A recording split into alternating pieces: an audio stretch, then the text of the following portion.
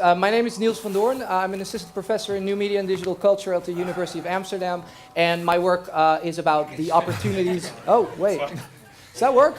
That works, yeah. Is that a little too intimate, or is that okay? No problem. This manel, as somebody called it yesterday? Like this friend's couch. All right. And by the way, Johan's role I didn't explain as well very well, but it's to kind of contextualize some of the debates that we're going to have, and maybe also provide some kind of corrective role sometimes. Maybe just one preliminary remark. Very brief. Because we've seen two presentations of well-willing or good-willing platforms, Deliveroo and Uber. And in fact, if you listen to them, you see that their intentions are good.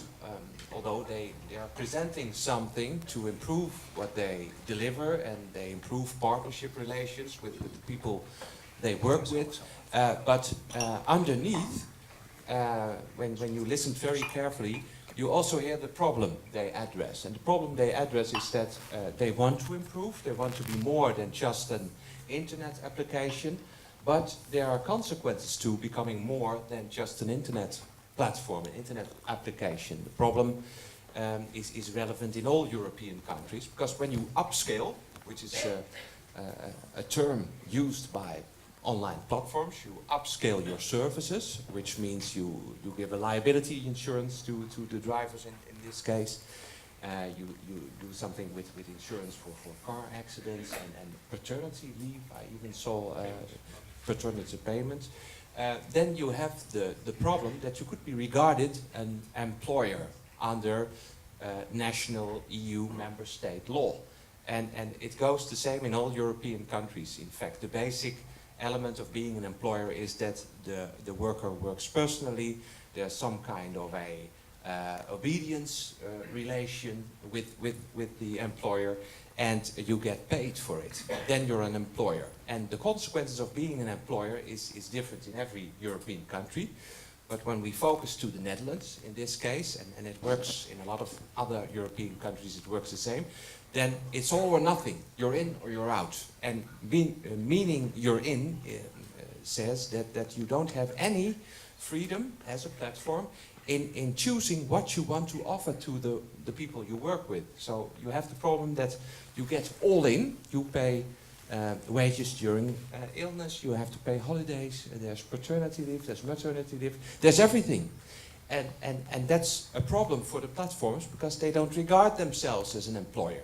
And our discussion should be, what is an employer? What do we expect from an employer? And if you put it in this context, and I will finish now, is that the problem is that it started with gig working. It started with not the problem of precarious work, but it became bigger and bigger. It's growing, and it's in fact absorbing normal jobs or tasks that were parts of normal jobs in the past. And because it's growing, because it's not just gig work anymore, all parties involved in the labor markets in the member states begin to step out and say something about this gig work, which is not gig work anymore, about platforms who are not internet applications anymore. And there you have this discussion about what is an employer, what is not an employer. But that's actually not the discussion we're going to have. I mean, that's the discussion in the broader context. And what the focus of the panel is, how does that then impact the people who actually do this work, right? And then, yeah, no, but it's very necessary to provide that context. I just wanted to put it on the table, because then, yeah. it, in my opinion, is what's the problem?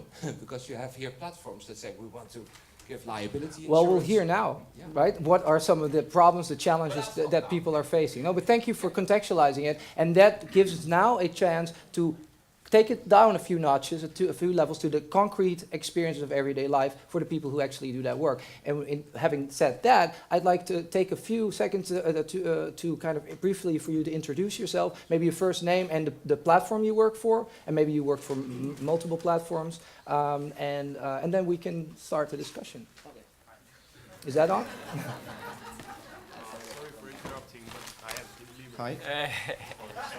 Ah, somebody, like, I was not in on this, I can tell you that. Wait, this is okay. Cool. Nice. That's how we're working. Thank you. Has somebody given him a tip on the app? I hope so. Yeah. Okay, that's cool. Sorry, is it working for you? Can somebody see if the...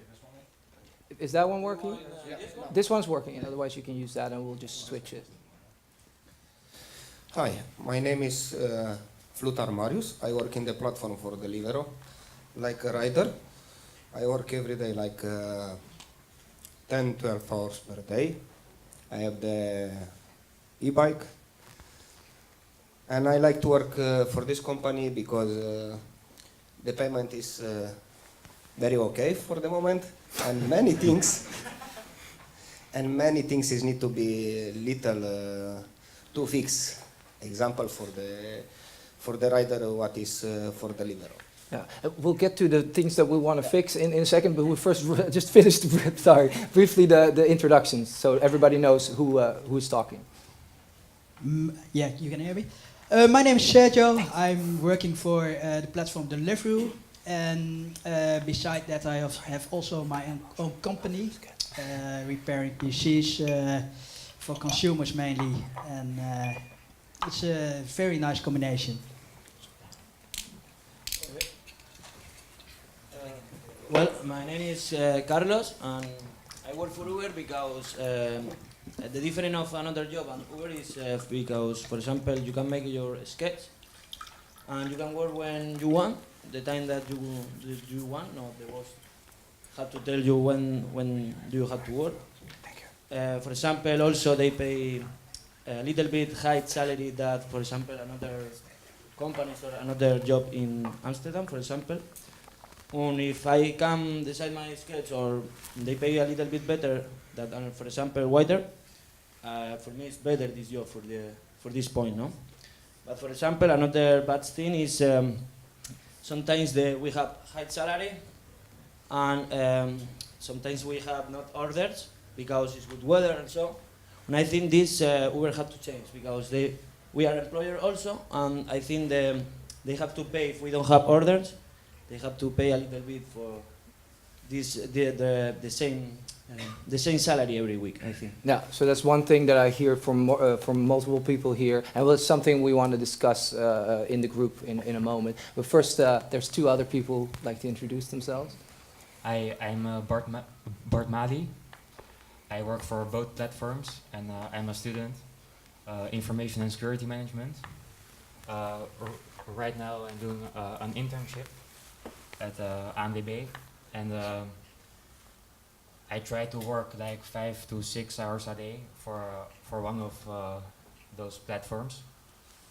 I work over 2.5 years for Deliveroo now. I started as an employer, and now I'm a freelancer. When I was an employer, I earned like 5-6 euros an hour, and because I was 18, it's normal. But now I tripled the money. Now I'm getting like 17 euros, 18 euros an hour when I work only for Deliveroo. Now I'm trying to combine both of them. At Uber, it's possible to apply for promotion shifts. There you are getting like 10 to 12 euros an hour in my city if you accept all orders. So if I log in on both platforms, I can earn like 30 euros, 35 euros an hour. So I think that's nice. For student, yeah. Good introduction. Hello, my name is Tihomir. I'm from Bulgaria. I like others. I work for both companies for delivery. The most interesting for me is that I was PhD doctorand in my country in Bulgaria, and I leave everything behind and come here to feel more alive in real situation. You know about the traffic, traffic in Amsterdam. And I work more than half a year and I have a lot of experience because I see how about this in one company and how about this the other. And in discussion we talk about that. I think for me that's enough for now. And it's better to speak for Yeah. more important things. Thank Okay. you, thank you. So my first question was to see if anybody of one of the delivery workers wanted to maybe respond to anything that was said by Stijn and Laurin. Something that you have a question about or a comment or anything. I see that you want to say something. Yeah. Maybe you can give him your microphone. Sorry, we have to kind of hustle with the three. But I It's think more in reaction to you about the discussion about employers or employees.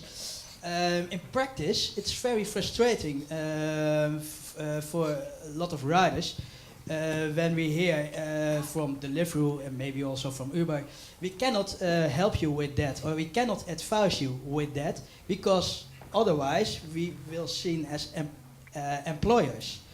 And then we are more concentrating about the rules and the regulations instead of common sense, and that's not good for the riders. It's also not good for the companies, I think.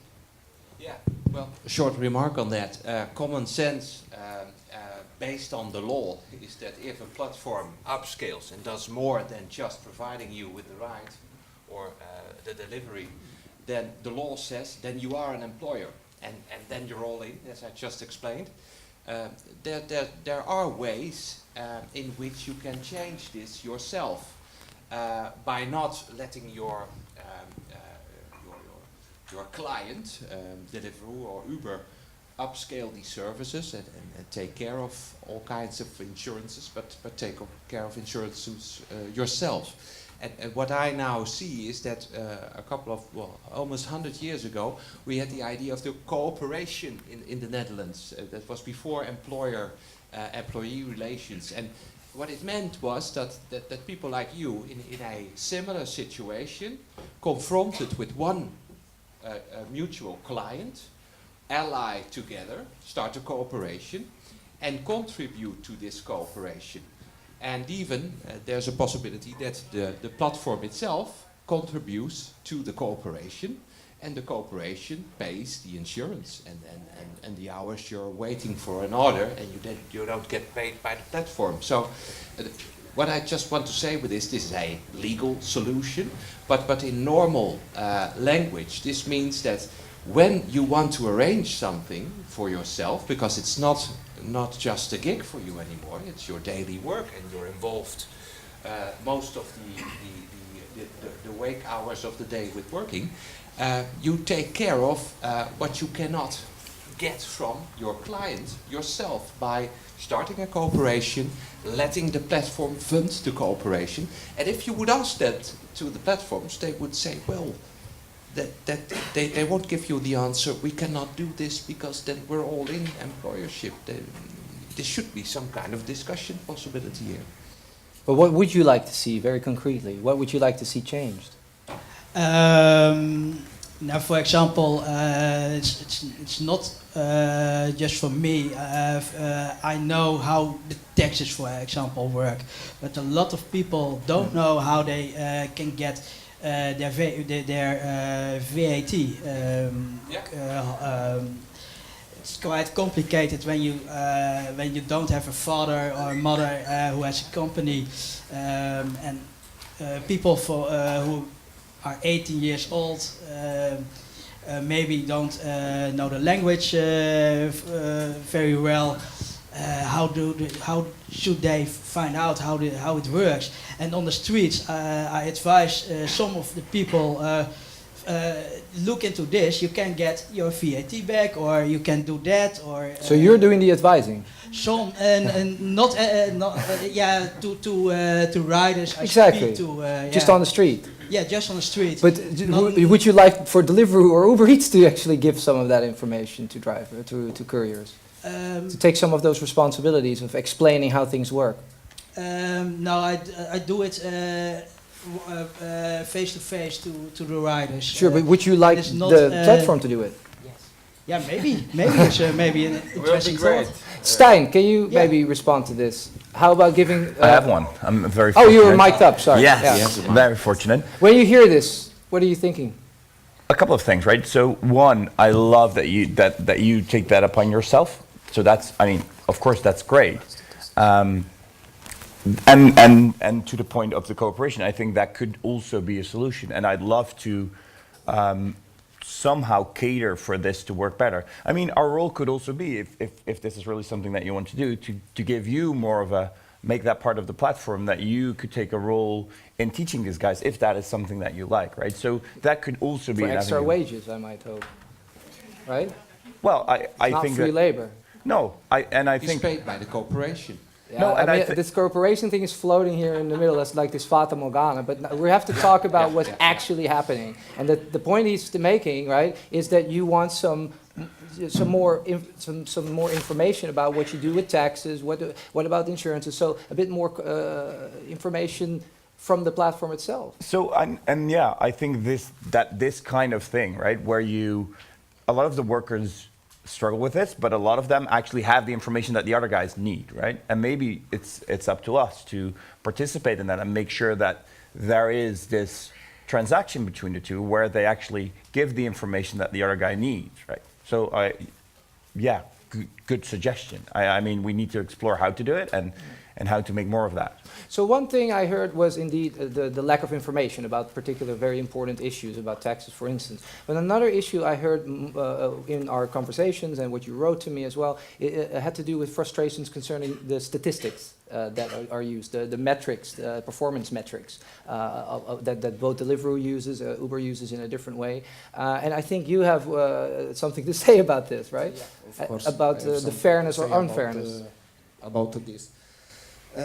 Actually, I have 4 points to tell you, and maybe Okay. this is possible to make little working.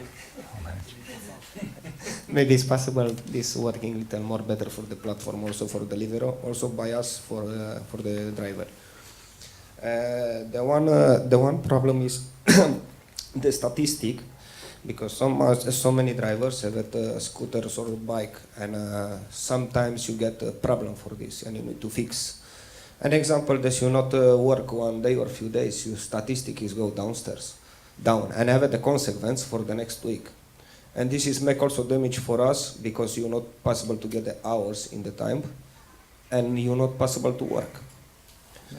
And the number 2 point is for the location, for the GPS, for the application, because sometimes the location is give for the another part for the street, or 4th street away for the point, what is the real address for the client. The number 3 is for the time waiting for the restaurant, because sometimes for us for the riders, what example get payment per orders, and go to the restaurant and you need to waiting like 15-20 minutes, and also for the level for the orders in the last 4 months, and it's go little down for us what have it what working for Deliveroo. The number 4, and this is possible. Can you use his phone?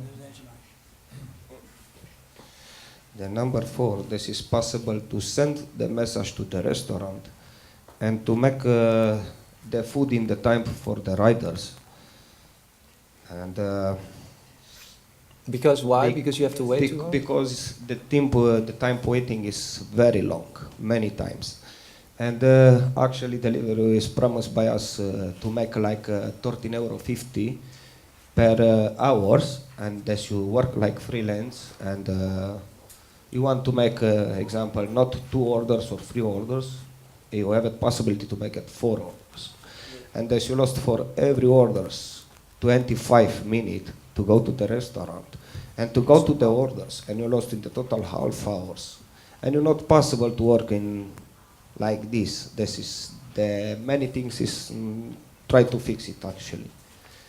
Yeah, you wanted to say, I can see you want something.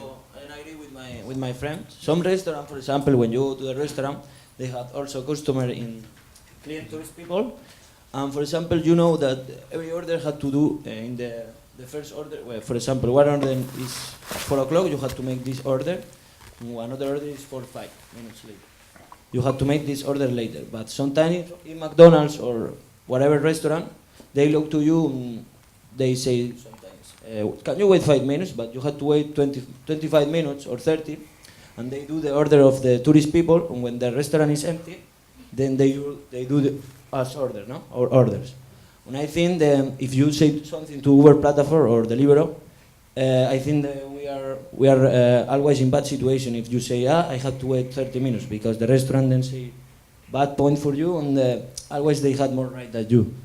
But it's very bad for us when you had to when you had to wait 30 minutes for one order when you can in 30 minutes do 3 or 4 orders. Mm-hmm. So you get this motivation when it's this like this. This I think Uber had to change or Deliveroo also. So there's this point, there's a Three couple of questions, points right? being here.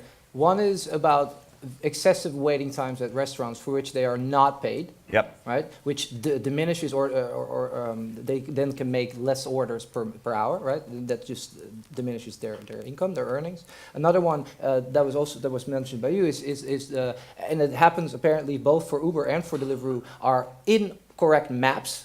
So they go to a location that is on the map, and it turns out not to be there. And it just, again, it takes time. And time is money, especially if you're not paid per hour, but paid per order. And that's the thing that you kept, you said a couple of times. Another one is about statistics, which then, if you get a negative rating or negative rating, your statistics go down, your performance metrics go down, which then affect your ability to book for Deliveroo, not for Uber Eats, but for Deliveroo, your ability to have a priority booking, right? Because they have each Monday you can book into the best slots, and there's different priority. Some can start booking at 11, one at 1, and then at 5. And then if your rating goes down, you have to wait, and then sometimes there's no nice slots anymore. Am I kind of?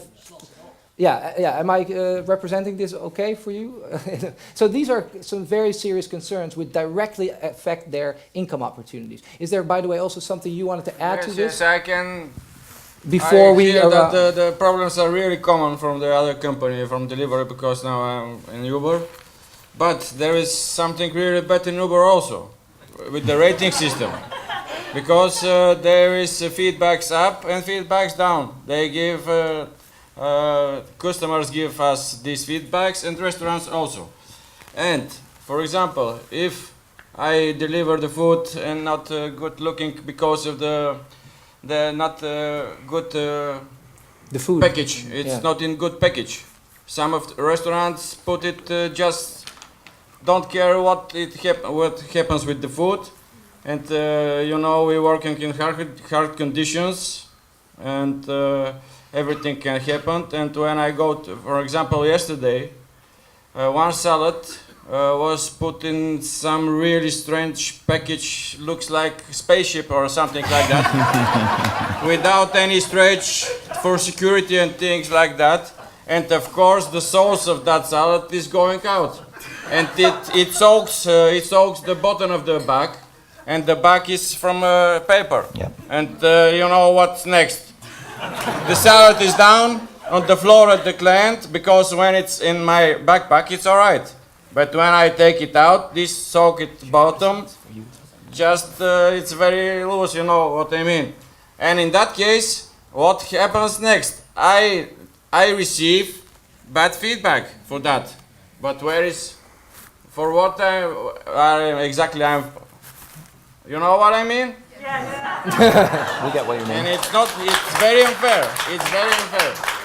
Well, I'll start with. And I want to ask: is there some kind of commission or in management or anything like that, which can say the packages and say, for example, this is good one for delivery, this is not, and for McDonald's is the same.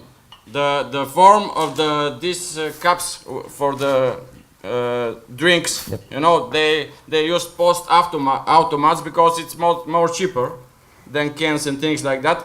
But it looks like opposite conus, and the down it's like that, and it's not possible to transport it without lose the interior.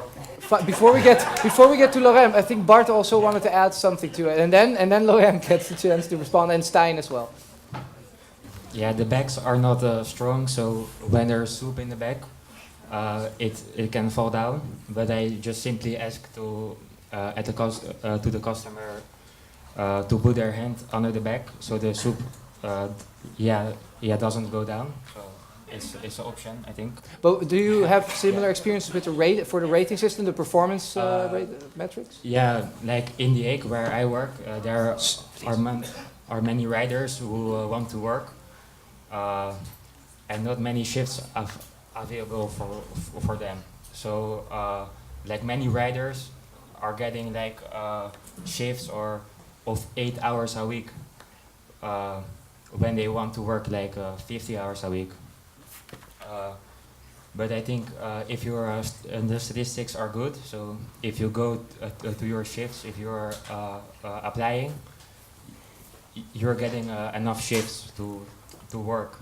So if you don't go to work and you have a shift, then your statistics will drop, and then I think it's your own fault, and because you didn't go to your work. Yeah. So your statistics go down when you don't work enough, or when you get negative rating. If you apply for shifts, and you don't go to that shift. Did you cancel it? Or not even cancel. If you don't cancel it, then your shifts go down. Yeah. If you cancel it one day before, then they will be the same. Yeah. And that again affects the new shifts you can get. Yeah. So Laurin, there's a lot to discuss here. So I try to come back to your points, maybe on just to summarize what I get from this discussion is basically that if you look at food delivery, you have three kinds of clients. You have the restaurants, you have the delivery partner, and you have the eater or the person that orders the food. And I feel like in this discussion, what's coming out is basically that level playing field, that all clients are equal, is not given. Mm-hmm. Because you are at the restaurant, you have to make up for the time that the restaurant needs in order to prepare. It's late, and you're basically the one that faces the person that has ordered the food, and you're basically in that very moment kind of representing the face of Uber Eats, for example, or Deliveroo, and there's Uber Eats on the back. So all in all, obviously, that's an asymmetry that we want to address, because at the end of the day, if the experience is not pleasant, then people will not order with Uber Eats anymore. And that's why I think it's very important that there's the ability for all clients involved to basically make comments about one another. I mean, obviously not behind backs, but rather through a mechanism where you can actually address that. Because if there's a systemic problem with a certain restaurant, that it takes too long, then that should be known, because otherwise that's a huge problem for us. And that's why, for example, you can make a comment, you can submit a comment about the restaurant, and Uber Eats will be informed about that. Secondly, maybe, and then I give you the microphone right away. Mapping is definitely an issue, and it's something that we are I see Stijn, we're like, yeah. Well, it's true. Well, go ahead. But what can you do about it? Mapping? Yeah, how can you improve this? Because it's a huge bother. Yeah, first, obviously. Cannot be there, cannot be in the restaurant. So if the problem is which person can believe, the restaurant or the driver. So sometimes Uber have to be some person in the restaurant or something, because sometimes they don't give the food and they say, no, I don't want to make the order for you. You have to wait 30 minutes. So you can put it. I think that's. But sometimes Uber is not there, so maybe he cannot believe you. So that's why when you have access in the app to customer support, you can submit a comment right away. And the question becomes, who is your most valuable partner? Is it the restaurants, or is it your deliveries workforce? With the three, you need three, right? Sure, but in practice, they are less heard and responded to than the restaurants. But we have community guidelines for restaurants. If they don't follow those, then actually they also cannot continue to be on the platform. It's possible to send the advertisement. Actually, for every order, what you send for the restaurant, and you send the advertisement or to writing, and to say please to make the orders in the time. For the possible to be also easy, little also for us, and it's also good for the company. Yeah. And that's why I think there's an incentive missing here in this discussion. Very short, because they say we give guidelines to the restaurants, but there's no come back to these restaurants. When they do not follow the guidelines, Exactly. they're not heard. Because they can be deactivated, that's not true. That's but not the true. restaurants won't be You need to deactivated. comply with the never. guidelines. There's rules because basically, and that's exactly what we discussed with restaurants. Okay, we are interested. You are interested. Shall we have a cooperation? Then it's based on certain things that we agree on. If those are not met, then obviously we will not be able to continue that cooperation. But how? But they say that they're waiting, for instance, 20-25 minutes Yeah. for a meal, and that's not according to the guidelines, which you agree. Yeah, there's.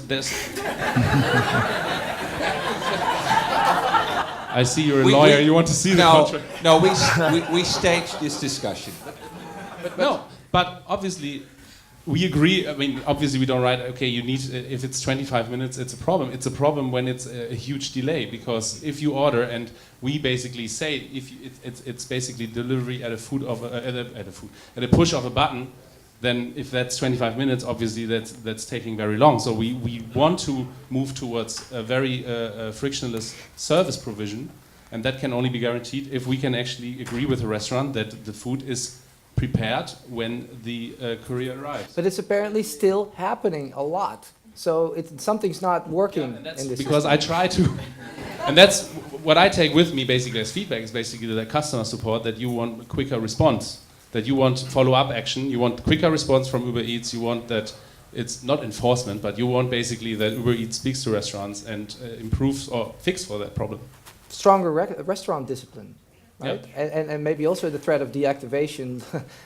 I mean, they face the threat of deactivation every day. And also a suggestion, you could also think about, but it's just staging, you could think about waiting time compensation, because there's no problem from an employment law point of view with paying a compensation for longer waiting time than you agreed with your client. Is that something you guys would be interested in? A compensation time? Well, yeah, no.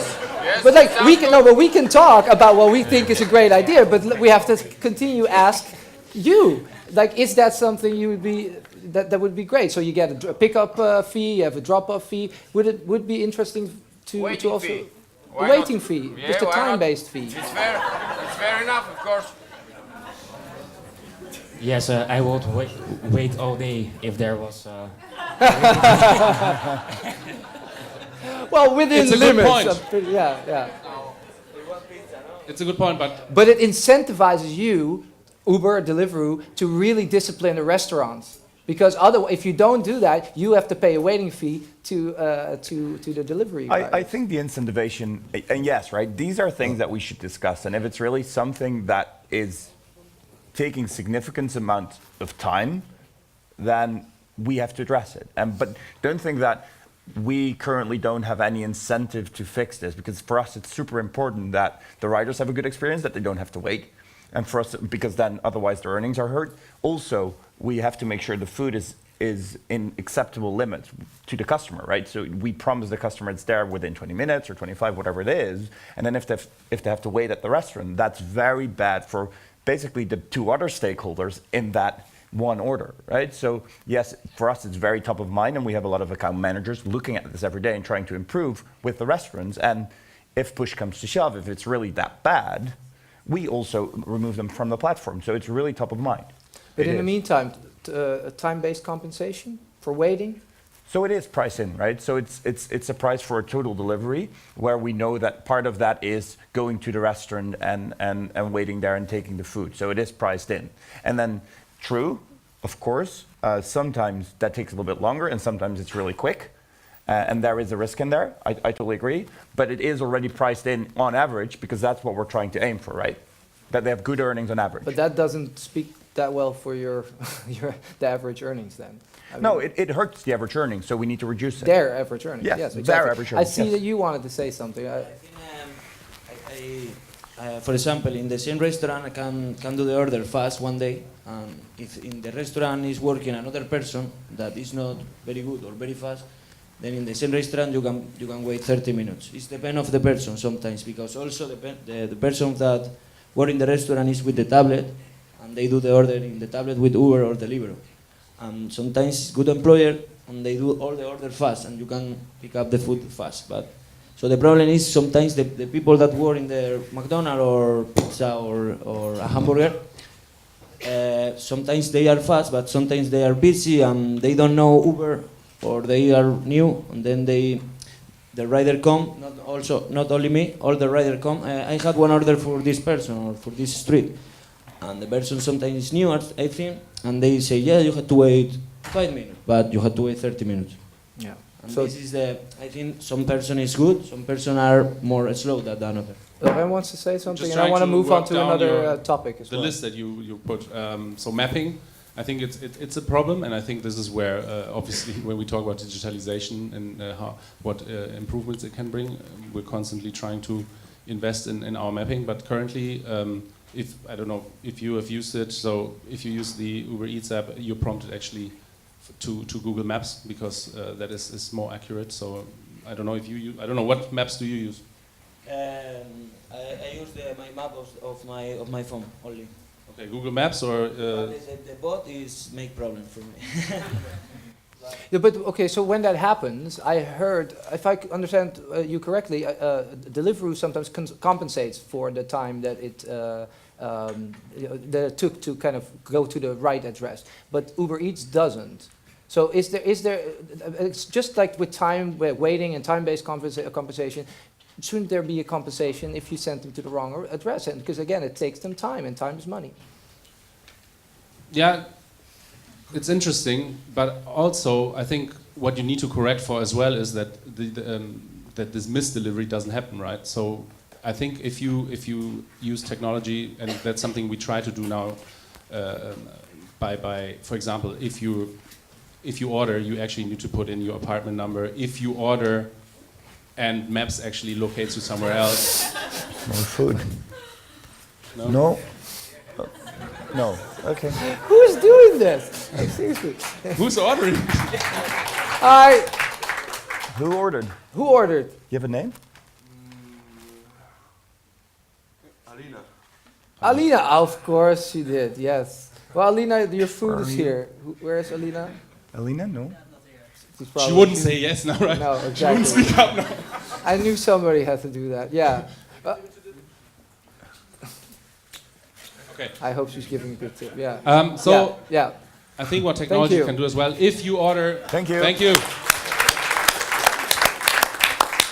If you order and the map actually, or the app locates you at a different address, it will actually ask you whether that's really the correct address. So I think that's something we need to fix on the ETA or on the map side, it's a map technology issue, Yeah. but as you're on your way to ameliorate this problem, wouldn't it be nice to, until you got there, until it's fixed, compensate the workers for it? Because again, it's time.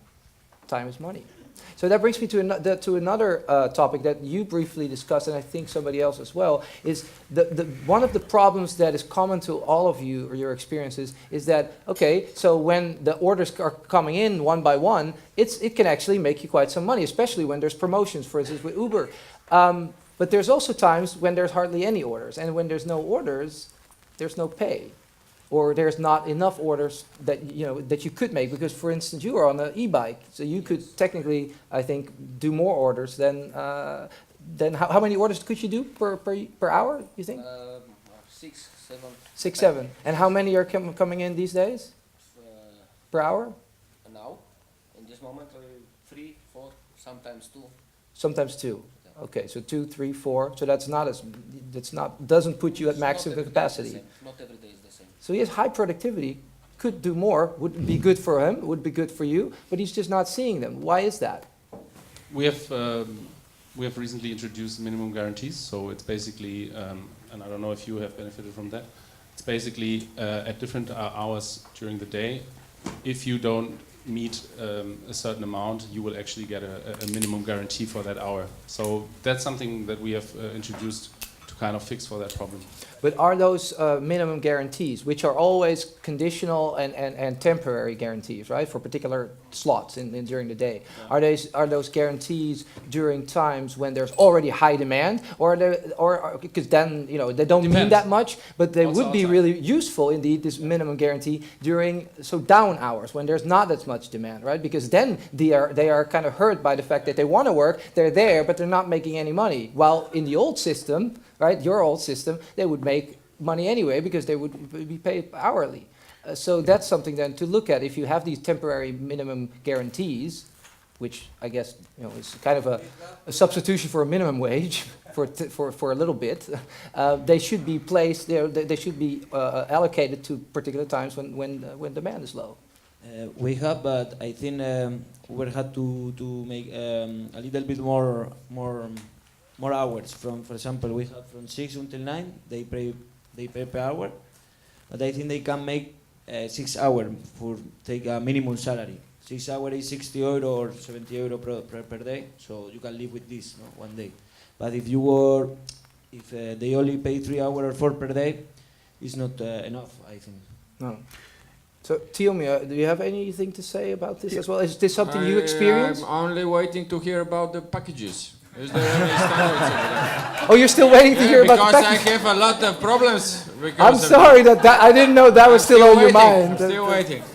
Okay, well, maybe somebody can just address Tiomio's problem with the packages, and then we can get back in the time we have about the lack of orders and just the lack of pay. Yeah, So who is going to address Tiomio's problem about the packaging? Let me try. Okay. I hope I manage. So yes, I know. I mean, this is a common problem, and it's if you really take a step back, then it's really kind of similar to the problem that was just described in the waiting times for restaurants, right? Because restaurants package the food in a certain way, which is apparently not good, to put it mildly. Sometimes. Most of the times it's relatively okay, but sometimes it's not good, right? And it's really similar discussion to the one waiting at restaurant. These are two things that we think, well, if we have a good restaurant partner, we help them and try to figure it out how we can, well, work with them to get the right packaging and make sure that they always use that. But sometimes that just doesn't happen, and then it's up to us, to the riders and the customers as well, to flag it to us so that we can do something with that. Because obviously, part of the deal that we have with these restaurants is that they package the food in a good way, right? So it's that same kind of dynamic that you have with the waiting times goes for the packaging as well. So that's why I think it's also relatively easy to flag this and give feedback to us saying this restaurant used the wrong packaging, and you could do that, the customer could do that, and if you both do it, and if it happens more often with the same restaurant, then we can actually take action and try and solve it with them. Okay, but what happens when I do that in Uber? I must cancel the order if it's something wrong with the packages. And what happens next? I lose the money for it. Yeah. And what next time do I mark that the package is damaged, or I take the money? Which one? The latter. I don't fully understand. I don't know how it works with Uber, but what are you saying? You lose money because the order was not Because correct? I didn't pay for that delivery. What do you Because there is an option, there is an issue, Yep. different kind of issues, and one of these options is that the package is damaged. Yep. Well, that's a valid concern, and that's why it's more important that we know about it, that you basically report this to Uber Eats. But then Okay, he's but not when paid. I report it, I lose the money for it. How is that possible? Yeah, but then we need to reimburse for that. Yeah, but are you reimbursed for it? When you cancel it, or you say, sorry, it's... That when I mark that issue, it means that I cancel the delivery. Yes, it's possible, but I told you I lose money for it. And what the company stimulates our to communicate with it when it cuts our money, when we are fair enough. That's the real deal. Mm. Have you filed a ticket after that incident? Have you sent a message? No, I sent once or twice, and after that I just decided not to do it anymore. Once was because I go to the wrong address, and after I was there and put the timer because the customer is not there. The customers call me and say, "Hey, I'm just about 2 or 3 kilometers away. It's not a problem for you. Please come and give me my food. I say, okay, I come. I do that. And after that, I communicate through the app with the Uber. And I say, hey, I go to totally different address. And they recalculate from the point A where the restaurant was. I go, for example, this point. After that, I go to this point. And very strange is that the distance was almost the same, because they calculate from the restaurant to the last point. But first I go to totally different point. And then after that, why I do next time, why I do the same thing where I don't pay for it. Yeah, that's something we need to correct for, absolutely. Okay. For sure. So another point was statistics and the way they are seen often as the way they work. They're seen as being unfair because it's not sometimes their fault what happened. So and even so they're getting disciplined, right? They're receiving a penalty which affects their income opportunity. And I think you talked about this, but I heard you want to say something about this as well. Yeah, about the statistics. Your proposition is freedom to work where you want and when you want.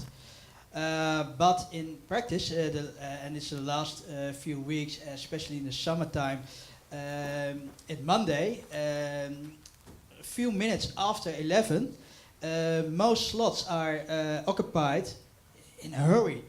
And how can you help that proposition then? I think we have to find a solution for that, because a proposition where you want to work and when, it's in practice it's for the last weeks it's not the practice. Yeah, let me respond to that. Maybe it's good to give a bit of a background information as to how this works, because I don't know if everyone is fully aware of that. So what we do is we have riders can log in and log out whenever they want in principle, right? That is how it works. But to add, we do two things to that. One, for every hour in every specific area, we try to limit the amount of riders that we put on the road, or at least give access to the app. Why do we do that? Exactly because of the first point that was made. You want to make sure that if someone logs in, that they have actually stuff to do, right? That is what we want to do. So we limit. We don't say, okay, anyone who wants to come log in and see whatever happens, and then if everyone logs in at the same time, and they're obviously then they don't have anything to do, right? So that's what we want to limit. So what we do is we try to say, okay, we have fixed number of riders per hour in a specific area to make sure that when they log in, that they actually have good earnings, right? That is the rationale behind it. We want to make sure that everyone who logs in has value for this app. So then combining that with the system of reservations, right? Because what we've noticed is if you let that fully free without any like prerequisites or something, then sometimes it's very difficult for riders to plan on that. Some riders really like it, log in whenever they want at the very moment. Like what you do with Uber?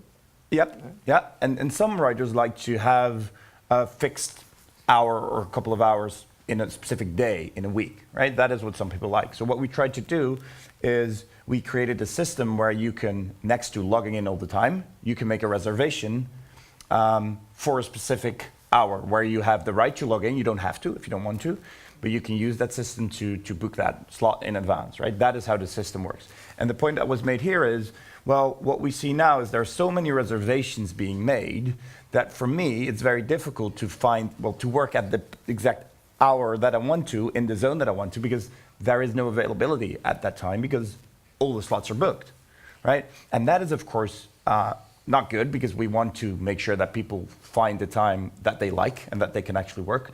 But it's a tough balance that we need to strike in making sure that when people log in, that they actually have stuff to do. So we don't want people to log in and sit back and have nothing to do. We want to protect that they do something.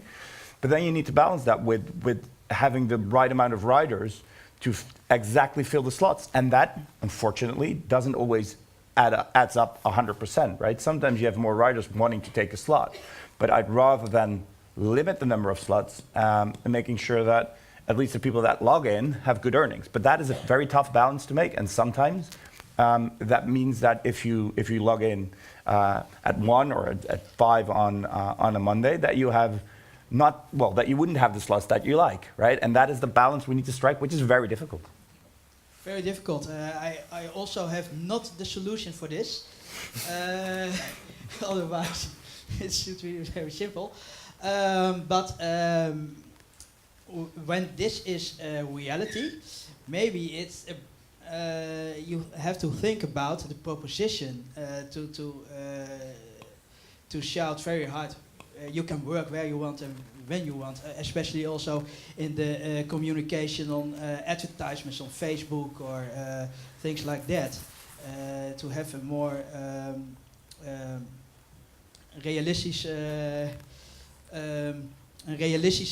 realistic proposition to the riders, maybe. And also when you're on a slot, and that was your point. And even when you're on a slot, you're booked. You're like, okay, I'm in. I managed to book one slot. Let's go. Let's work. Then you don't get enough work. You're still waiting. I also have questions for you. Why exists the consequence for the statistic? Because actually sometimes, example, and you possible to get sick or you possible to have an accident. Or example, somebody for your family is need really you help, yeah. And as you example, you close the map, and after your statistics go down, and the next week is come the consequence. You're not possible to booking the hours, and you lost also the day. And what is the freedom actually? You work what you want, or you not work. Because I not see the little freelance. I think I mean free working. I not see this free working, and also by us for the riders, and what is work full time. What is our time free, actually? Because he works 10 hours a day. So getting to the point, right, where I totally get when you say, look, something happens. Yes. And then the example, statistics. some emergency. You broke your bike, broke your motor. Maybe somebody for your family have an accident or doesn't matter. There's a lot of stuff that can happen, and it happens. What is possible to happen in 1 second? And what is possible to know this for to cancel the hours before 24 hours? Because you never know possible to see this. So there's two things. And after the next week, and you come the consequence for the statistic. So it hurts him in the moment. Yep. He can't work, and it hurts him later as well because the statistics go down. Yeah, and it's a very fair point. I totally get it, right? And there's two things that I want to say about that. One is, of course, the personal stuff that happens, and this is also something we do. If you contact us, we can put your statistics on pause, right? So if there's really some moving reason for this to happen, then we can do that for a couple of days. That is what we do. So that is one. And second is, we need to find a balance, right? Because for you, there's also a lot of other riders that are striving, as you guys were saying, to get into that position that you were in.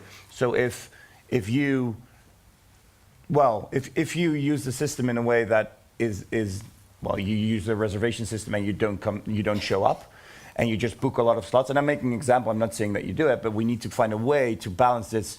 Who do we give access to first?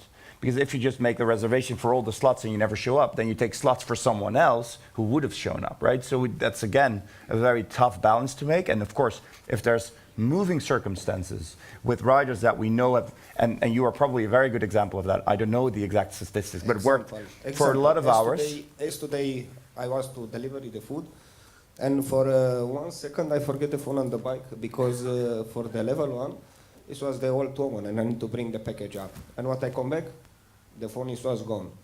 And of course, I lost yesterday the day, and I lost also for the statistic. I not see the... And his phone is it insured with Deliveroo? Does he? No, it's not insured No, for Deliveroo. But he was working on it. So that's maybe another point on gear. Let's finish this one first. So I think that we could do more, and we probably should do more in discussing with you guys as well on how to do that, especially take care of the people that ride a lot and are the real backbone of what we do. And figure out a way to make sure that those statistics are fair, and that if something happens, that we take care of that. It's a difficult one, definitely, because we need to balance with all the riders, also the majority who works only 10 hours, right? So we need to balance it. But I totally feel the point that you say, look, I do this a lot, and sometimes stuff just happens out of my control, and then I still want to do it a lot because I bring a lot to the company as well, and that is a very fair point. Did you want to add to that, or Not because to I'm that also specific about to point. open it up Yeah. to the audience for questions, think and I'm to- pretty sure there are questions. Not to that, but maybe zooming Sure. out. I Okay, think if zooming we- out a If little. we have to be very clear, right? In the food delivery, there are two main slots when people order food, right? So that is lunch and dinner. So I think when we talk about providing those opportunities, obviously there are peak times during lunch and during dinner. That's when most of us eat, and obviously, and then on the side you might have here and there some. I think one solution or one approach that that platforms could bring forward is basically diversify a little bit. So in the offers that they basically offer, not only lunch and dinner, maybe also other products, other snacks, and also at the same time maybe try to improve or increase the access to the Uber Eats app. For example, we introduced, and I think Deliveroo is already doing that. Debit cards, ideal. I think if not many people have credit cards, I think if you can actually provide that access for people that also want to order something but don't own a credit card, I think this is also where you can actually diversify a little bit. And I think, but we have to be very clear, this is not a full-time work opportunity. It does provide work opportunities, but they So will it's not a mostly- full-time work opportunity. No, because it will settle around lunch and dinner times. Obviously, breakfast maybe. But So he's doing it wrong then. I'm not saying that he's doing it wrong. But Well, if this kind of work What- is not doing it, it's not It's meant an for what full-time. is your experience outside the lunch and dinner hours? Do you get a lot of requests? Not so much. So And do you use multiple apps and you use other apps as well? well, you only use Deliveroo. Oh, sorry. I use only Deliveroo. Okay. Yeah. So what do you do when you're on a shift and you work 10 hours a day and it's like 4 o'clock in the afternoon? You wait for an order, or you do other things? Because I know you do other work as well. Yes, of course. I work in the construction.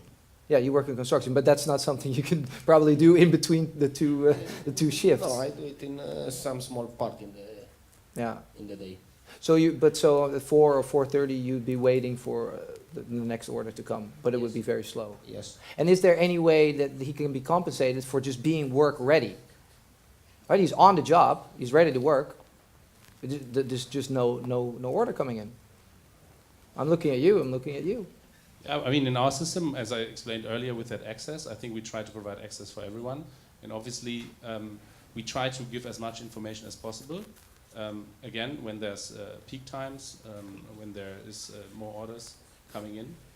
But outside those orders, obviously, we also try to give that information. Yeah. Yeah.